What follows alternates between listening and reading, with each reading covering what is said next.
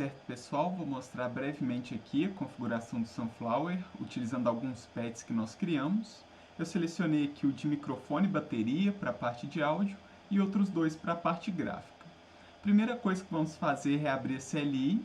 Para isso, basta executar o código em Python, que junto dos pads em Pure Data e Processing estão disponíveis no repositório oficial do projeto no GitHub.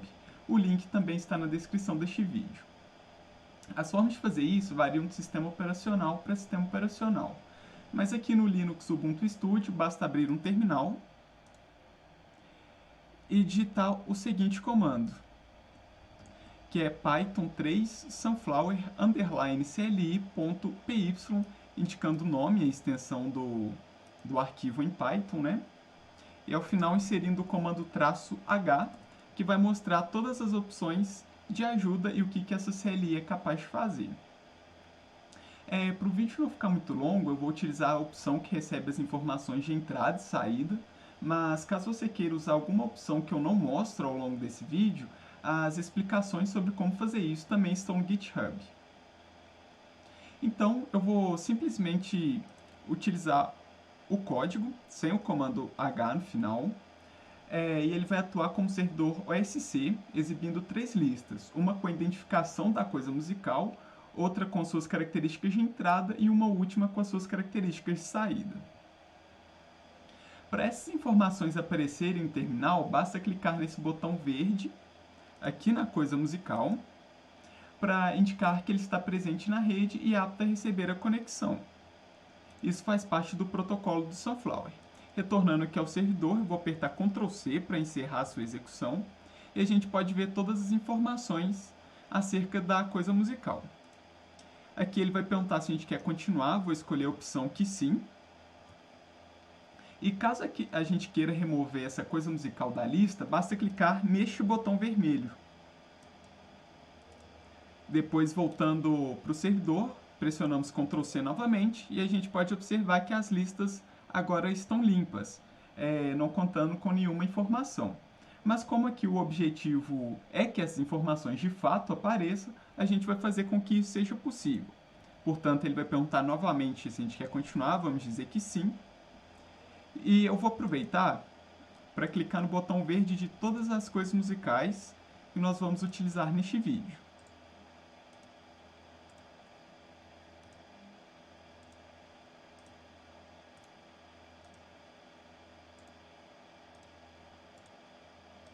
Ótimo, agora eu vou minimizar todas para a nossa tela ficar mais legível, né?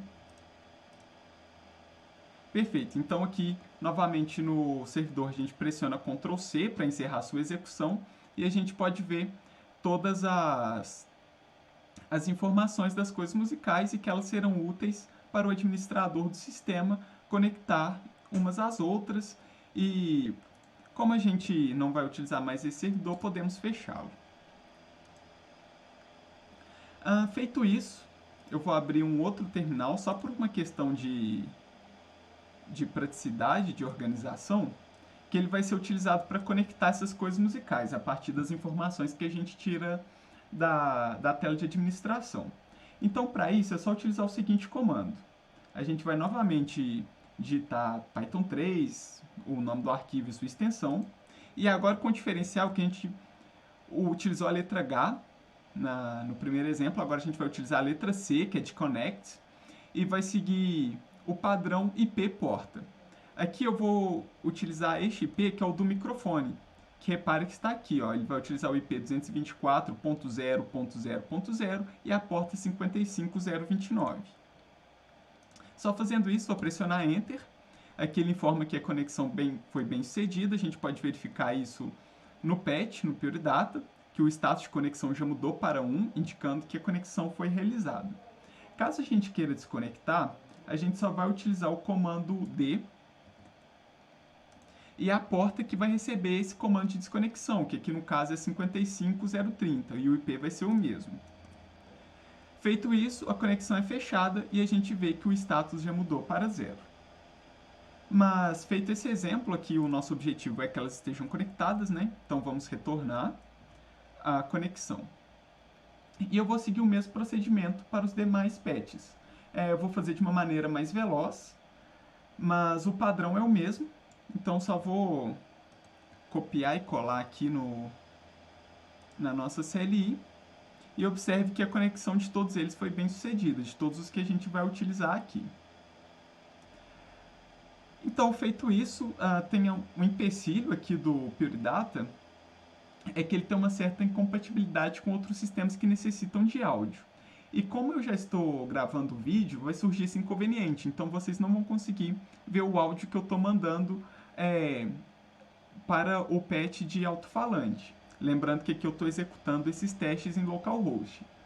Mas para fazer isso em rede é o mesmo procedimento. Aí você só vai ter que mudar o endereço IP e as portas, mas isso é de acordo com cada usuário. Como está tudo conectado, funcionando certinho, só quero mostrar aqui a conexão do vídeo. No vídeo eu vou clicar em Start. Aqui, como vocês podem ver, a minha webcam já está capturando um vídeo. E por aqui dá para ir mudando as cores com que esse vídeo vai aparecendo.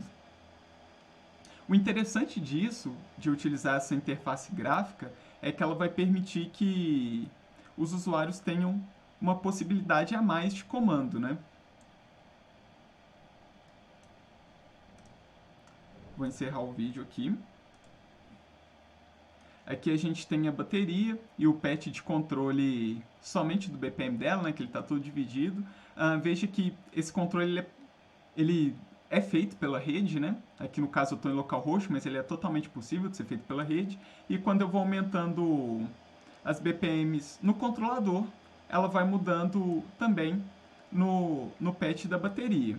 E isso é possível de fazer com o volume dos elementos, né, que é o kick, o hi-hat. É possível desligar e desligá-la pela rede e assim por diante. E cada patch vai ter suas próprias particularidades. Finalmente, tem ainda uma outra coisa que eu quero mostrar, que é sobre a camada gráfica, que a gente vai ter esse código aqui no processing. Repare que ele já está sendo executado, né? Sempre lembrando que esses códigos estão disponíveis no GitHub, né?